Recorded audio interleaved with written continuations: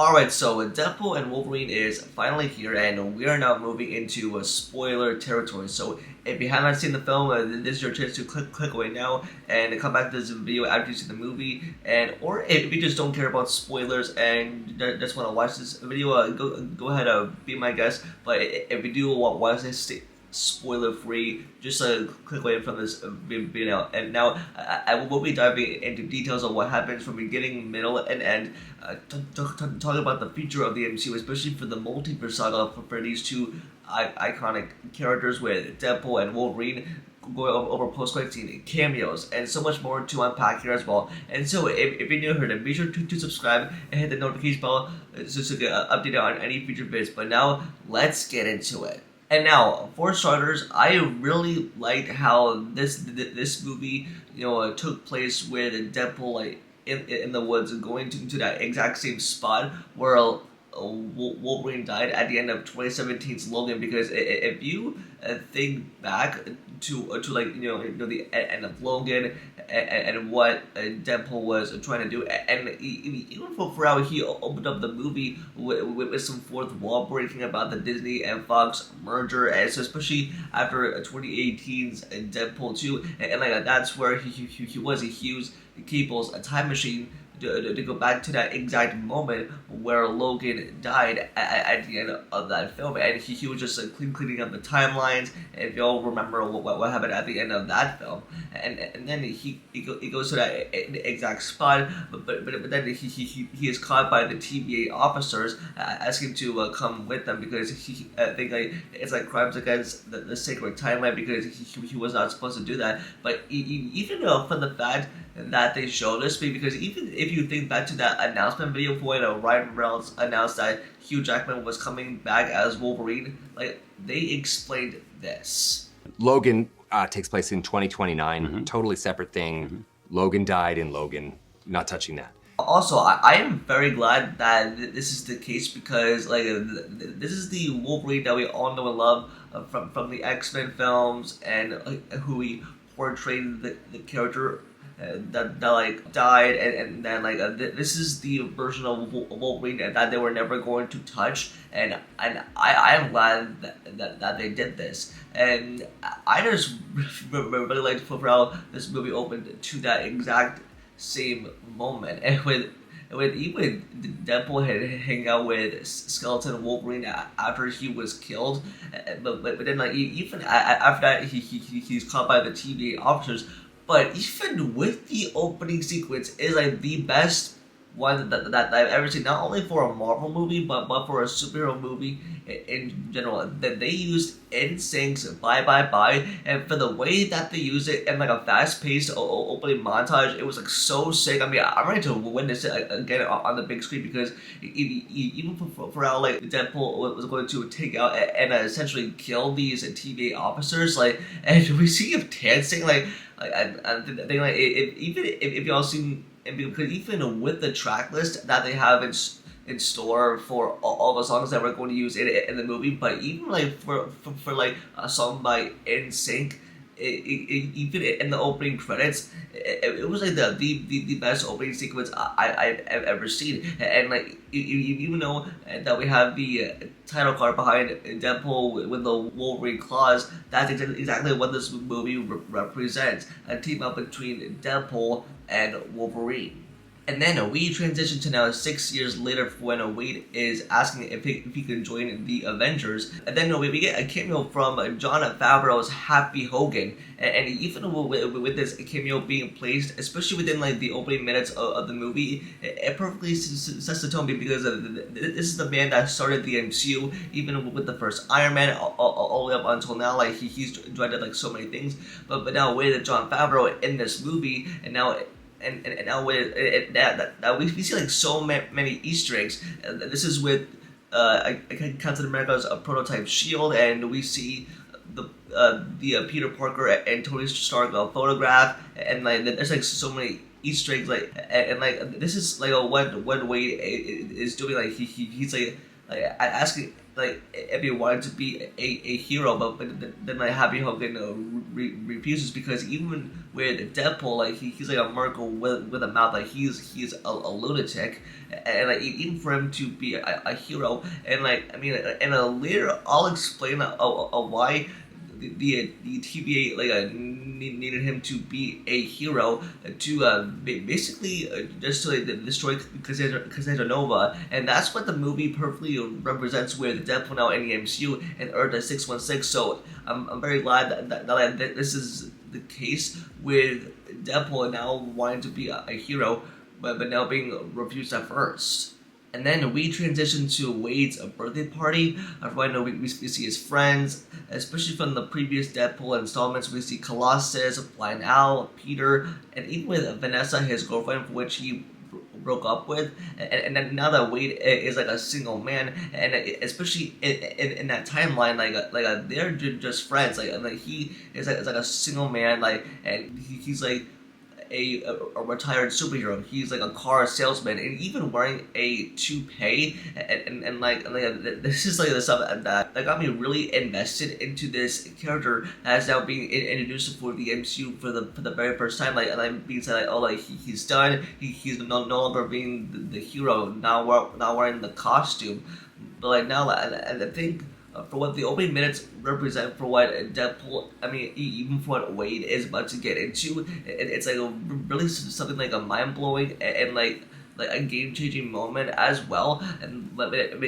even for when Wade is about to blow out his candles, and at the exact same moment with the TVA agents like come at his door and they take him into the TVA because like something bad is about to happen, because this is like a moment that's like changing Wade's life, especially for putting his universe at stake. With Wade being taken into the TVA, and that's where we meet Paradox, the TVA agent, that he technically explains to Wade that his timeline is getting worse, because even with the lines that we see there, that means like his universe is going worse, and then like the reason why he explains that because of the death of Logan, aka the Wolverine, and that which he refers to be like the anchor being, and that as like a causing Wade's universe to go erupt, and he needs to go find a variant of Wolverine to save his timeline, of course. And he uses like a temp pad to go and find a version of Wolverine, and then we get like a cool montage of different Wolverine variants. But then we get a cameo from Henry Cavill as Wolverine, and wow, with Henry Cavill in the MCU, I could possibly see him now playing a character, because I also like think back from when Henry Cavill transitioned to Disney. With him in the MCU as like a variant of an iconic character, I can definitely see him like playing like Captain Britain or like something else, probably later down the line. But this is just getting started, because we know him as Superman, but now with him being introduced into the MCU as a Wolverine variant, it was sort of special. But then even with Deadpool like continuing his search, but then going to the bar with this variant of Wolverine wearing the iconic yellow and blue suit, and that's how because it was not that easy for Deadpool to get Wolverine to come with him, because that's who he needs to fix his timeline. That's his anchor being. But then he takes Wolverine into the TVA, but especially in the TVA with Paradox showing Wade of all the events in the MCU, including with the Avengers and with them teaming up, and even Wade is seeing his future self as Deadpool, like dying in Thor's arms, and even that we get a cameo by Thor, but this is like 2013 Thor from Thor: The Dark World, and so this is like archived footage from when Wade sees himself in the future like dead, but now even a Paradox that's assigned him to a mission that is to save his timeline by going to meet this version of Wolverine that can potentially save his timeline, and even for what Wade says, he refers to himself as the Marvel Jesus, and like even from what that like term is specifically told like on screen for what he can do to possibly save his timeline, and now especially with Deadpool and Wolverine in the TVA, where the paradox ascends of both of them to the void, and we see the 20th Century Fox logo plummeted. And now I think I know for what this means, because even with this movie that is a send off to all the Marvel Fox characters, and even what this movie should serve this purpose is Deadpool kills the Fox universe, and I'll explain what that means. But even that, this is like a send off to all those characters. Like this is what Kevin Feige meant that this is the send off, the emotional goodbye to his X-Men, because that's what this movie is. And I like how it does all of that, and I'm just really glad that we got these two on screen together, and even with these two that fought in the void and not off to a good start. I mean, it usually starts off rough, and even for when they fight, it is so good, and like you know, and they tackle each other, Wolverine and throwing Deadpool, and that like they are now like being encountered by these characters, but then we get a cameo from Chris Evans' Johnny Storm, aka the Human Torch, and even though that I think this was rumored for like a while now, but to see Chris Evans back on screen in the MCU, oh, it was chef's kiss. It was top tier. Like I never thought it would happen in like a while, but even with him returning as a Fantastic Four character, but like this was a special surprise that I did not really expect, that he said flame on, and like man, like and then we see Pyro from X-Men: The Last Stand, and we see Sabretooth. You feel like how we see a Wolverine getting prepped up to fight Sabretooth by Deadpool, and then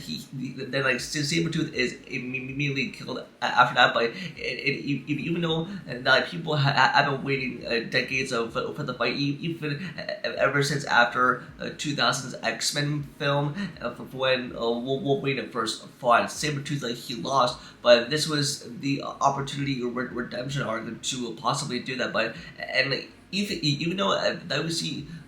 Johnny Storm, Chris Evans in the Fantastic Four costume, it was like so awesome to see. And next we see Deadpool and Wolverine being taken to Cassandra Nova, and then we see so many Easter eggs in the void. It's like, I mean, I think it's like impossible to name them all, but I think we see Thanos' ship, and there's like there's so much more like in this a typical wasteland, and then we see Johnny Storm going with them, because like they are captured and they're all tied up. Johnny Storm explains about Alliath, and then for what Deadpool does, he literally breaks the fourth wall and says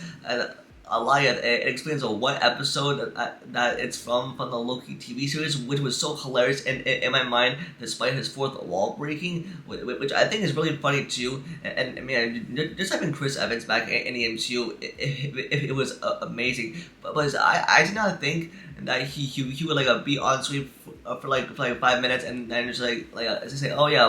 bye bye. But no, he's really in there for like I don't know, for like 10 minutes straight, and which I typically enjoyed, and that's how I think I explained that in my spoiler-free review, especially with the cameos that appear on screen, which I'll get to later in a bit in this video. But and then we meet Cassandra Nova and her gang, and with Ant-Man's helmet, which she uses as her base, and then with Deadpool, he pokes fun at Paul Rudd, and then with Cassandra Nova, as I mentioned, is the twin sister of Professor Xavier. That she has the ability to manipulate people's minds and do horrible things, and like that's why this version of Wolverine was manipulated by Nova to kill all of the X-Men in his universe. And with her agreement to the TVA to stay there as a gang leader, of what she typically explains. But even with Deadpool and Wolverine, all they want to do is get back home and to basically save the multiverse. And we all know that Cassandra Nova is basically evil, but then we see Johnny Storm getting decapitated and essentially killed by Cassandra Nova, and it is so insane to me on how that this happened, but I think this was off to a very great start, and it really establishes what's at stake for these characters. Next, with Deadpool and Wolverine discussing for how they're going to defeat Cassandra Nova, because even with her, that she has the power and ability to manipulate minds and to basically help then destroy other people, and they want to use all the forces that they can against her, and then we see them having a conversation at a restaurant. But then with this moment right here, with Wade explaining to this version of Wolverine on how he was a hero in his world in Earth 10005, and like he refers to him as the X-Man because he is the Wolverine, but then with Wolverine, he says that he ain't that in his universe, and but even with the Wolverine from that timeline that is now dead, but even with Wade finding this version of Wolverine, that he can use that as a redemption arc for this kind of version of Wolverine that let down his entire world, and he basically killed all of the Fox X-Men characters in his universe. So I think it finds him to have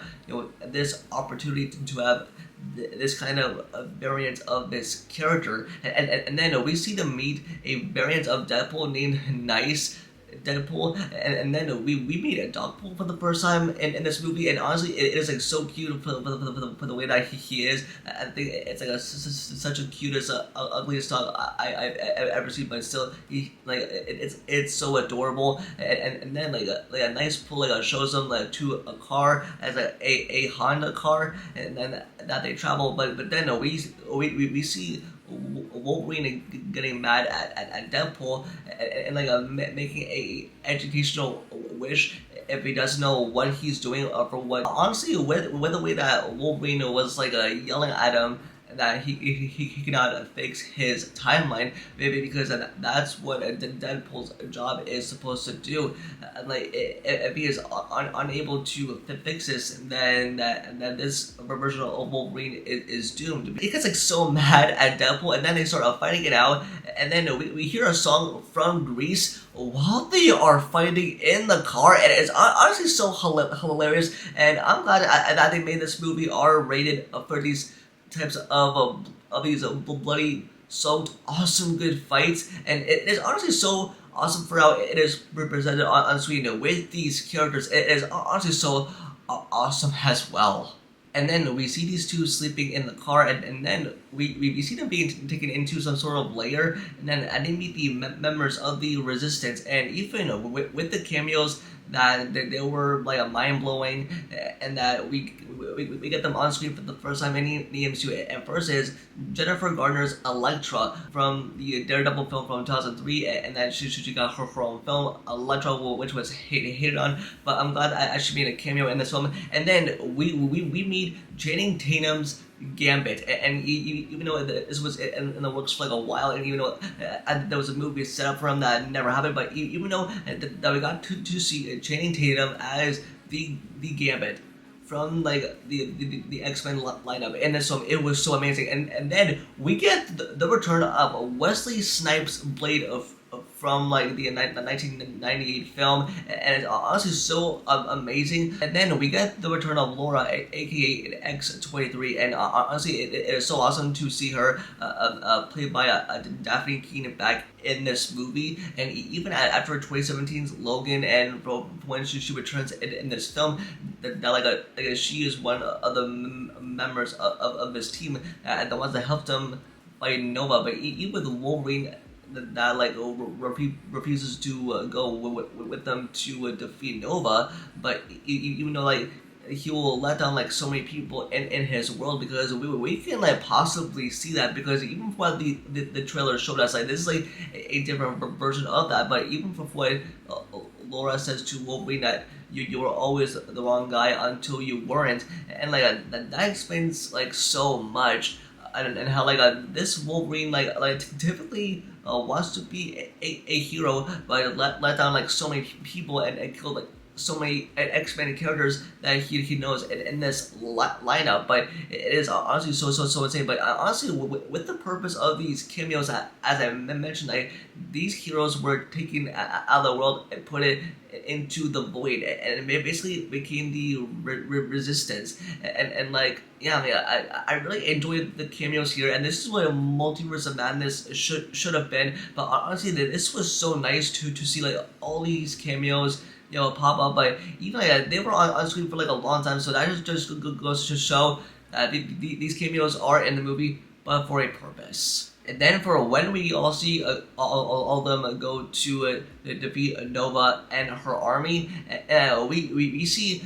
Deadpool bring along his army of the resistance, and honestly, this action sequence of when they all go to fight Cassandra Nova's army is really fantastic. And even with Wolverine, that comes out right to fight, right to become a hero, because even though like he's like a tough X-Men, because he's been through a lot, he's had like a tough past, but now it is time to get his redemption and to basically defeat them. And like, even like after that, we see them confronting Nova, and even with Deadpool that puts Juggernaut's helmet onto Nova to prevent her from using her powers, and like that's how like Cassandra Nova manipulated Wolverine's mind to kill all the X-Men in his universe. And like, man, like, this was like so tough to see, like this version of Wolverine being controlled by this villain here. And we see Nova putting on a Doctor Strange sling ring and to basically open a portal, and even for what the fans thought, and from what I thought as well, and even with Deadpool and Wolverine, they go to escape and jumping into the portal, and we all thought that they were going to go into another universe, and even with the rumors that were pointed out there that they were probably going to go somewhere else, and that was possibly going to be mind-blowing, and with Elias that is coming after them to destroy them. But no, like, they end up in Deadpool's universe, and like that's where Cassandra Nova's plans to come into play, like, even more. Even with Paradox, which I was assumed that he was up to no good, and even though he was introduced in the film to basically help Wade to make him become a hero, but he is definitely up to no good, and so he basically works with Pyro, and that gets in contact with him to become like a sleeper agent to kill Cassandra Nova, but then Nova basically shoots him. But now, like, with Paradox for his plans to basically use like a time ripper to destroy every universe in the timeline. Like, he's essentially a bad guy, but even though with Cassandra Nova, who's like the villain, but even though that's what I could definitely sense within Paradox. And then with the Deadpool and Wolverine that are now in Wade's universe, and now with Cassandra Nova that basically uses a portal to enter there, and then like we see them prepare for a fight, and that is with Nice Pool and Dogpool joining them, and then we see the Deadpool corpse getting ready to fight these two, and then we see Lady Deadpool, and of course it is revealed to be Blake Lively, but we don't see her take the mask off, and honestly, if Taylor Swift was in this movie, it would have taken away from the entire experience, and even though with all of the Swifties that were all expecting a Taylor Swift cameo, but don't worry, we'll see her sometime in the near future. But I'm really glad it's Blake Lively, but we could definitely hear her voice. And now with Deadpool and explaining to Wolverine and they have to defeat these Deadpool corpse, and then to defeat Cassandra Nova, because she's essentially going to use the Time Ripper to basically destroy everything, and then we see them walking in style, and then the craziest thing happens. Logan puts on the Wolverine cowl, and this put the biggest smile on my face. This was something that was definitely hidden from the marketing, and I'm glad that this was the case, because like, this is something that the fans all wanted, including myself. And when this scene happened, I was applauding. My theater was applauding, and man, we see these two fighting crazy to defeat the Deadpool corpse. And wow, this was basically a dream come true, especially for me as like a Marvel fan. And it was something special. And wow, this is something that was pulled off brilliantly. And wow, that cowl design looked amazing for how they did it. One thing that I want to point out is that essentially with Wolverine, and that's essentially getting his redemption to fight these Deadpool corpse, because Cassandra Nova can basically look into his mind with all of the fallen X-Men characters that he killed in his world. This is how he essentially wants to become a hero again, and to help Deadpool basically save his world, or to possibly save his timeline as well, because this is a different version of Wolverine that we're looking at right here. Any third and final battle in this movie is with them trying to defeat Cassandra Nova, because she wants to use the Time Ripper and to basically betray Paradox, and that use all the power to destroy that Time Ripper, and even with a Deadpool that wants to go in there by himself and not include Wolverine with him, but then we see Deadpool finally becoming a hero to basically destroy the Time Ripper, and this is like quite a way to end this movie with him being the hero that Paradox explained to him for what he truly is. And then right after hope is lost, we see Wolverine joining in, and they finally destroy the Time Ripper, and to basically destroy Nova, and that's how they see the multiverse, and even then we get a cameo by Hunter B-15, and this was essentially going to happen, because even within Deadpool's universe, it was essentially going to be destroyed, cease to exist, but then with them destroying the Time Ripper, and with the purpose of Cassandra doing that is to basically destroy all of the timelines, all of that in the universe, and then that's how they did it. And you with Hunter B-15 explained to them that they not only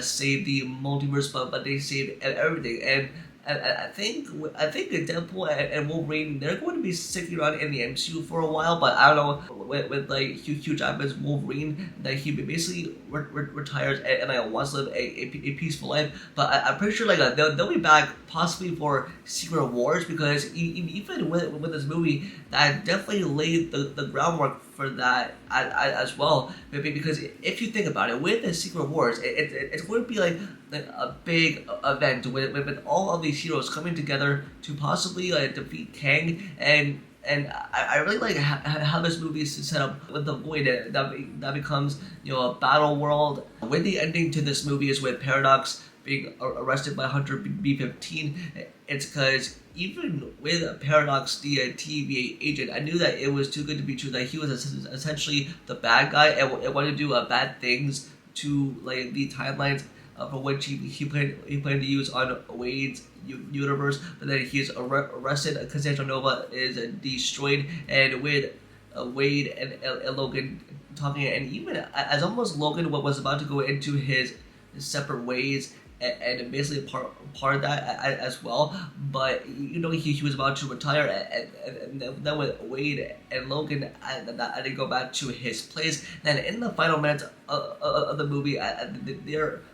gathered by Wade's friends and family, including with Vanessa. Then with the final shot right here is with Deadpool and Wolverine's masks. And honestly, this was such a nice way to end this movie, and this was the team up that we all needed.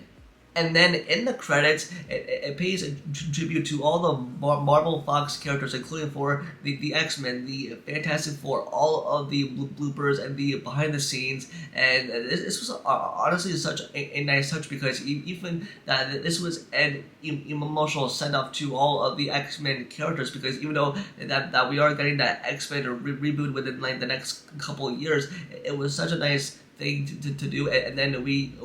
hear the song a good riddance, and even to see